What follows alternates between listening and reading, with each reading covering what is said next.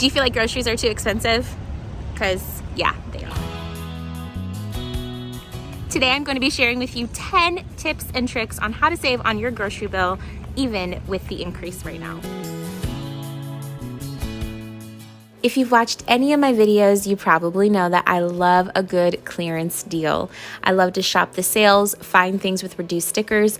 So that's where I'm going to start with today. And tip number 1 is to meal plan backwards, using the things that are on sale and on discount to create your meal plan from there. It's easy to be in the habit of scrolling through Pinterest, sitting down, creating a meal plan based on what sounds good, or to get into the habit of buying everything the same every week because that's just what your family eats.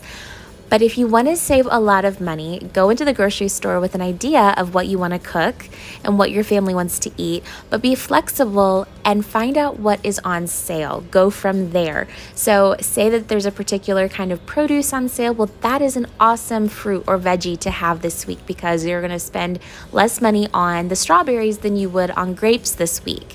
Or maybe you had planned on having ground beef for spaghetti, but the pork was way less expensive this week, so you switch it up and you're having barbecue pulled pork sandwiches.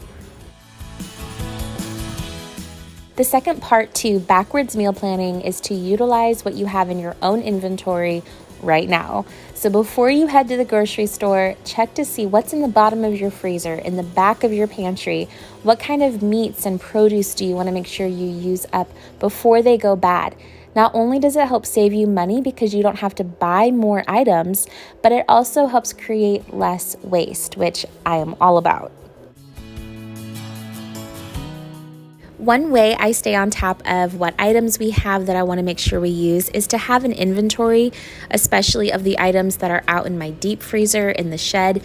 That way I don't forget what we actually have, and then I don't have to go digging either.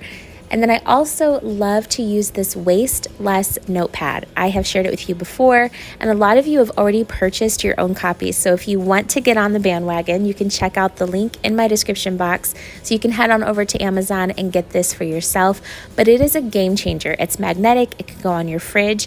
There's a section on the side that's perforated. You can add your grocery list as you think of it throughout the week. Other people in the household can write their items they want as well. But there's these areas that you can write down what you want to use up, whether it's produce, fresh things in the fridge, things from your freezer, and even leftovers. You can even have a day where you want to make sure you use it by. So you can either get a copy for yourself, or you can use these principles and write it down in your own notebook from scratch.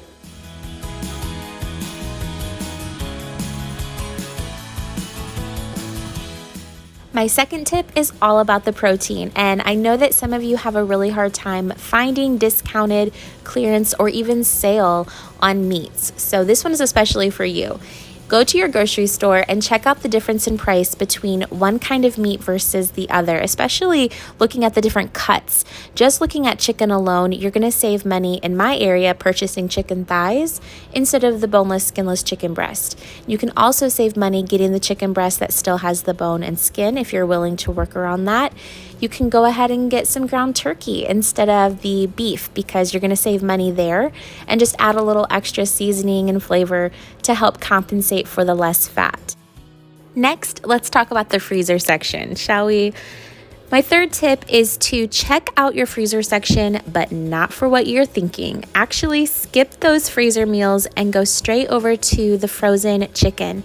You can get the chicken thighs frozen for a much better price than I can get them in the fresh section of my store. And here's a little spoiler alert. Your fresh chicken, I'm pretty sure, is going to be frozen 99% of the time before it gets to your store anyway.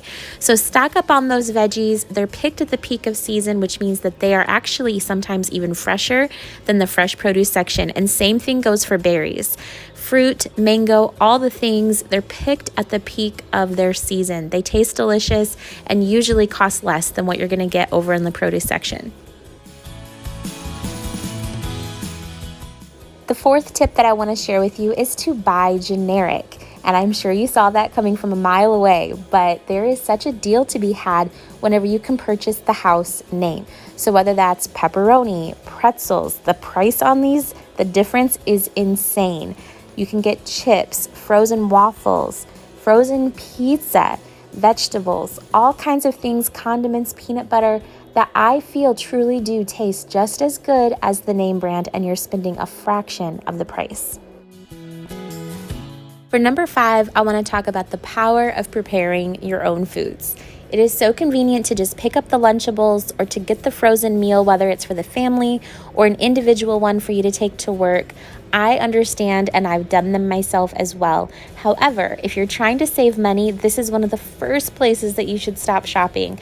You can cook it yourself. There's so many recipes, including on my channel, that you can follow, and you can have a delicious meal, package them yourself, and stick them in your freezer. I promise you, you're going to have an amazing meal for the fraction of the cost. Along that same idea is number 6, package your own food. It's really tempting to pick up things like prepared peanut butter crackers or packaged goldfish for your kids to take to school. Things that are pre-packaged means the price is higher, I guarantee it. And a lot of those things are easy enough for you to do that you're not going to really miss having the packaging, unless you're talking about less dishes to do, which I totally get. But remember, if you're pinching pennies, package your own food. You can even make your own version of Chobani flips. A lot of things that you think I would have to purchase in order to have, you can actually make it yourself. My next suggestion is to cook from scratch. So whether that is making oatmeal from a canister instead of the instant packets, or to have your beans made from dry, or your rice cooked from a bag instead of the minute rice or instant rice, you'll actually save a ton of money. But if you're not accustomed to cooking from scratch, I totally get it. Before, baking something with yeast or to be making my own granola seemed so intimidating. And then once I gave it a try, I was really pleasantly surprised, and it saves you a lot of money. So making your own soup instead of buying canned soup, or to make your own broth, whether you make chicken stock from the bones or you just use your vegetable peels and make vegetable stock. There are so many ways to save money and sodium by making it yourself. I know that the packets of Hamburger Helper and all of that is so convenient, but if you can shy away from those, you'll actually get a lot more food for your money.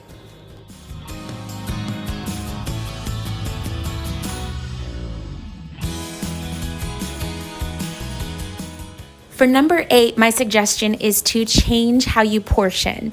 So if you have been seeing that food gets cooked and then put into the back of your fridge as leftovers that then are neglected for days, then maybe cook less.